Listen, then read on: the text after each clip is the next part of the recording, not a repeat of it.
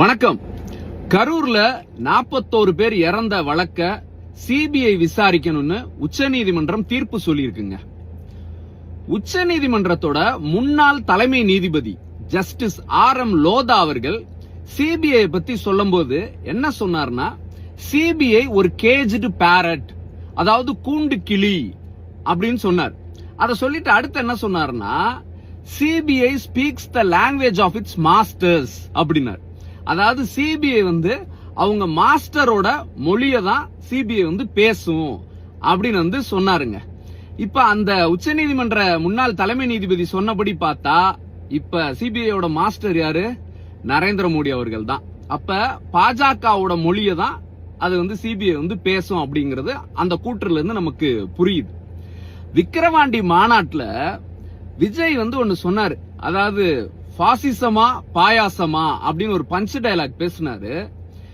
பாசிசம்னா என்ன அப்படிங்கறத பாஜக விரைவிலேயே விஜய்க்கு உணர்த்துங்க.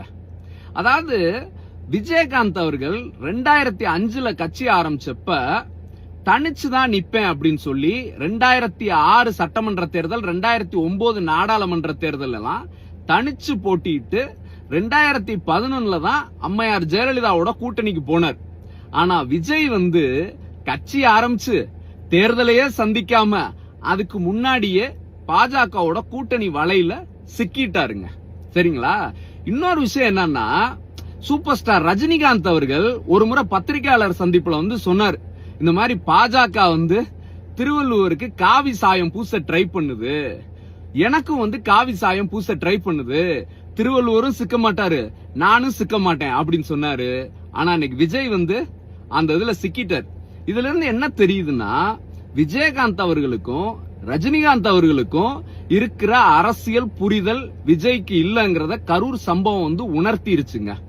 இப்போ என்ன ஆகும் அப்படின்னா, அடுத்து எடப்பாடி பழனிசாமியை பாஜக எப்படி இது வரைக்கும் டீல் பண்ணுதோ அப்படிதான் இனிமே விஜயும் டீல் பண்ணும். அப்ப பாஜகவை பொறுத்தவரை விஜய்ங்கிறவரு இரண்டாம் எடப்பாடி. அதாவது இன்னும் காமன் லாங்குவேஜ்ல சொல்லணும்னு வச்சுக்கோங்களேன், படித்துறை பாண்டியா கேரக்டர் பண்ணும்போது வடிவேல் அதுல சொல்லுவார்ல, டேய் நாக்கடக்காரு மகன், சரியா 10,000 ரூபாய் பத்தாதேடா, டேய் நானும் பரவாயில்ல, இவங்க எல்லாம் ரொம்ப மோசமானவங்க அப்படின்னு அந்த நாக்கடக்காரு மகனை டீல் பண்ணுவார் தெரியுமா? இனிமே பாஜக விஜய நாக்கடக்காரு மகன் மாதிரி தாங்க டீல் பண்ணும். சரிங்களா? அதாவது விஜய் கூட இருக்க ஆதவ் அர்ஜுனோ, இந்த ரூட் ஜெகதீஷ், இன்னும் இங்க அரசியல் புரிதல் இல்லாத ரசிகர்களுக்கு வேண்டுமானால் இது சிபிஐ விசாரிக்குதுங்க அப்படின்னு சொல்லலாம்.